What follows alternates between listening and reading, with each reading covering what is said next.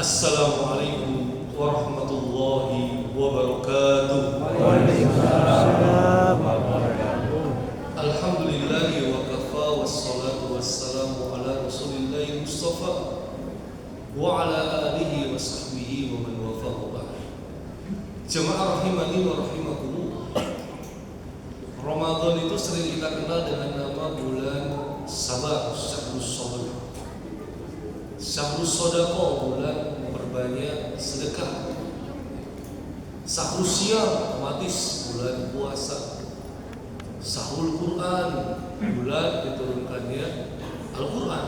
Dan sekian banyak nama-nama lain atau istilah-istilah lain di bulan Ramadan. Tapi mungkin ada satu dua yang kurang begitu dibahas. Bahwasannya Ramadan adalah syahrul jihad, bulan perjuangan. Bahkan sampai Ramadan itu adalah syahrul nahdoh, bulan kebangkitan. Ini semua para jamaah berkaca dalam sejarah peradaban Islam. Mulai dari sirah nabawiyah, Ramadan pertama kali, ibadah puasa pertama kali tahun kedua Hijriah, dalam peristiwa heroik yang kita kenal dengan nama Ghazwatul Badr, perang Badar. Yang mana kita ketahui bersama asal muasalnya hendak mencegah kafilah dagang Quraisy. Makanya yang berangkat cuma sedikit. Dari ribuan sahabat yang berangkat hanya 300-an sekian, 70 onta, kudanya cuma 2. Karena cuma mau mencegah kafilah dagang Quraisy. Tapi tiba-tiba orang-orang musyrik Quraisy menanggapi dengan serius. Mereka mengeluarkan kekuatan penuh, 1000 pasukan, 700 onta, 300 kuda dengan perlengkapan militer yang luar biasa. Itulah nanti para jamaah kita mengenal yang namanya istighosah. Istighosah ini peristiwa perang Badar. Karena Rasulullah SAW sendirilah yang kemudian beristighosah. Bedanya sama isti'anah, kalau isti'anah itu minta tolong, tapi kalau istighosah minta tolong teramat sangat karena kondisinya genting. Kalau Allah tidak kabulkan, berakibat sangat fatal berupa habisnya umat Islam. Jadi memang kondisinya itu nyawa. Ittastaghitsuna rabbakum fastajaba lakum. Itu dasarnya. Baik. Tapi yang jelas 300 lawan 1000 secara hitungan matematis jelas pasti unggul musyrik Quraisy. Tapi tidak dengan matematika Allah Subhanahu wa taala. Allah Subhanahu wa taala firmankan walaqad nasarakumullahu bi badrin wa antum adillah. Dan sungguh Allah menolong kalian semua di Badar padahal kondisi kalian saat itu dalam kondisi lemah, terhina. Artinya Ramadan pertama kali, ibadah puasa pertama kali di bulan suci yang mulia, Allah menangkan kaum muslimin dalam jihad pertama kali yang ada di perang Badar. Baik, kita lanjut sampai ke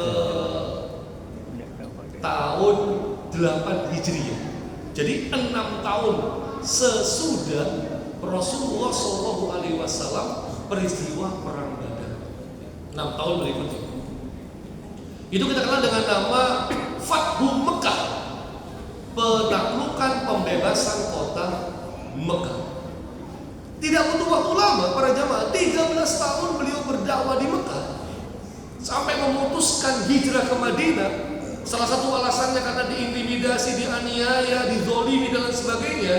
Hanya butuh 8 tahun kemudian, 6 tahun setelah peristiwa Badar, beliau kembali ke Mekah dan dengan kepala tegak. Karena kalau perang Badar memang benar-benar perang, tapi kalau di penaklukan Mekah tidak ada perlawanan yang cukup berarti. Orang-orang musyrik Quraisy mereka menyerah, mereka bersembunyi sampai berlindung di balik Ka'bah. Karena kita tahu Rasulullah SAW tidak mungkin menodai kesucian Ka'bah, kesucian tanah suci yang mulia, nggak mungkin para jemaah. Ya, jangankan Rasulullah SAW, orang-orang Muslim Quraisy sebelum beliau diangkat jadi nabi, ketika renovasi Ka'bah saja, urunannya nggak boleh dari harta yang haram, nggak boleh. Mereka paham itu. Kenapa? Ini tempat suci yang mulia. Ya. Cuma memang agak lain kalau kemudian berangkat ke tanah suci, kuotanya bisa dikorupsi. Ini makna lain ya. Baik, kita kembali ke tahun 8 Hijriah. Nah, di sini para jemaah, ketika orang-orang Muslim itu ketakutan, beliau kemudian mengatakan, idhabu fa'antum tulaqo. Pergilah kalian semua sekarang bebas. Jadi orang-orang musyrik yang memusuhi beliau, yang mendolimi para sahabat, tiba-tiba mayoritasnya diampuni, dibebaskan, disuruh pergi tanpa ada hukuman sama sekali. Walaupun beliau sudah punya list, nggak sampai 20 orang-orang musyrik. Kalau dalam Sirah Nabawiyah kita cek, nggak sampai 20 orang.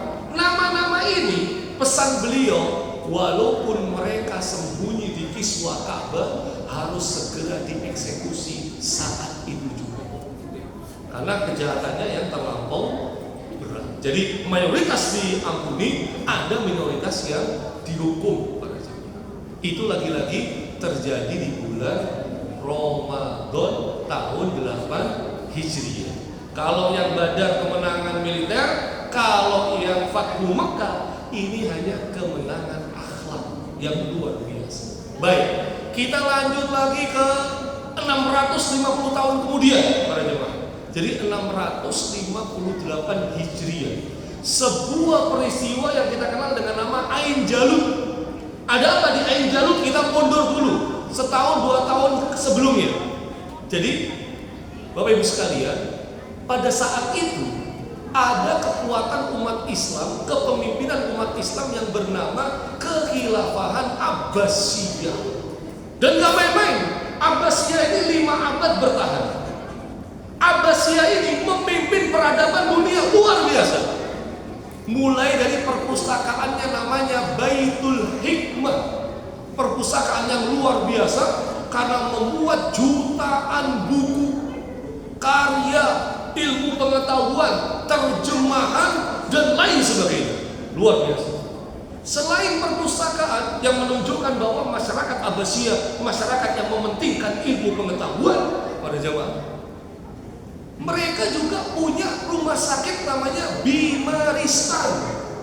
Rumah sakit yang luar biasa karena teknologinya sudah canggih, sudah berani melakukan operasi bedah manusia yang di sebagian wilayah negara lain merasa manusia itu kalau sakit gak jangan dioperasi tapi dijampi-jampi dan lain sebagainya.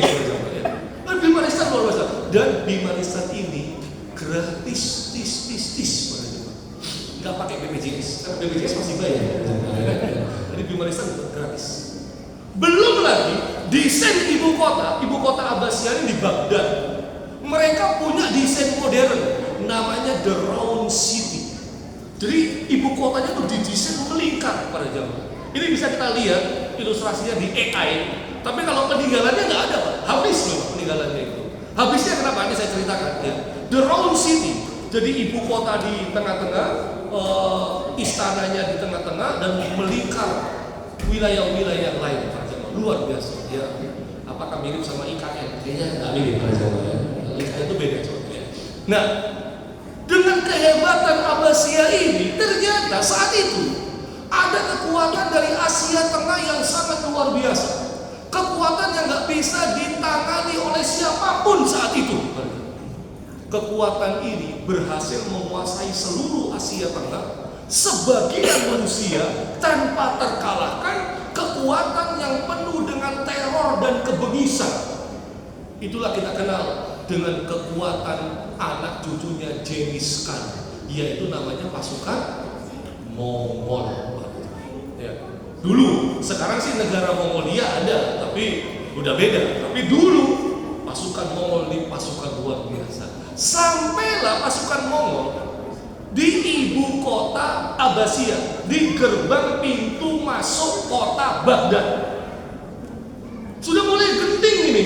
Tetapi dalam catatan sejarah kita melihat khalifah yang memimpin saat itu namanya Al-Mu'tasim Billah. Dalam catatan sejarah ini khalifah suka hiburan, Bapak Ibu. Akhirnya gimana? Dan ketika pasukan Mongol sudah sampai di benteng pertahanan, khalifah ini masih asik melihat biduanita. Tapi saya nggak tahu apakah pakai joget apa nggak tahu saya. Pokoknya catatannya dia melihat biduanita. Terus dalam catatan dia suka main burung. Bukan berarti main burung nggak boleh, ya. Cuman khalifah ini berada dalam kenyamanan, keamanan, kemewahan dan keamanan yang semu. Nggak berlangsung berapa lama para jamaah, singkat saja ibu kota Baghdad hancur, semuanya dihabisi oleh pasukan Mongol. Sebagian masyarakat saat itu mengatakan kita sudah mau kiamat. Kenapa? Mongol ini ditafsirkan oleh sebagian ulama Ya'juj dan Ma'juj itu adalah Mongol. Saking hebatnya, makanya peninggalan Abbasiyah itu musnah, baik rumah sakitnya, perpustakaannya, ataupun kotanya yang modern itu. Nah, para jemaah, Mongol merangsek memperluas wilayah kekuasaannya sampai ke wilayah Ain Jalut. Jadi umat Islam itu hanya punya kekuatan pertahanan di Ain Jalut, hanya itu sisanya. Artinya kalau Ain Jalut kalah, habis umat Islam itu, para jemaah. Tapi inilah takdir Allah, ketentuan Allah. 658 Hijriah di bulan Ramadan, ternyata Allah menangkan umat Islam sehingga umat Islam gak jadi habis. Alhamdulillah sampai hari ini masih terus eksis, berkembang, insya Allah bertahan sampai hari kiamat. Lagi-lagi saya ceritakan itu terjadi di bulan Ramadan. Kita coba maju lagi para jamaah, ya. Tepatnya di akhir abad kedua Hijriah, tahun 99 Hijriah. Saat itu kepemimpinan umat Islam dipimpin oleh kekhilafahan Umayyah, ya, Daulah Bani Umayyah. Dan pada akhir abad kedua itu 99 Hijriah, kondisi negara carut marut, kacau balau.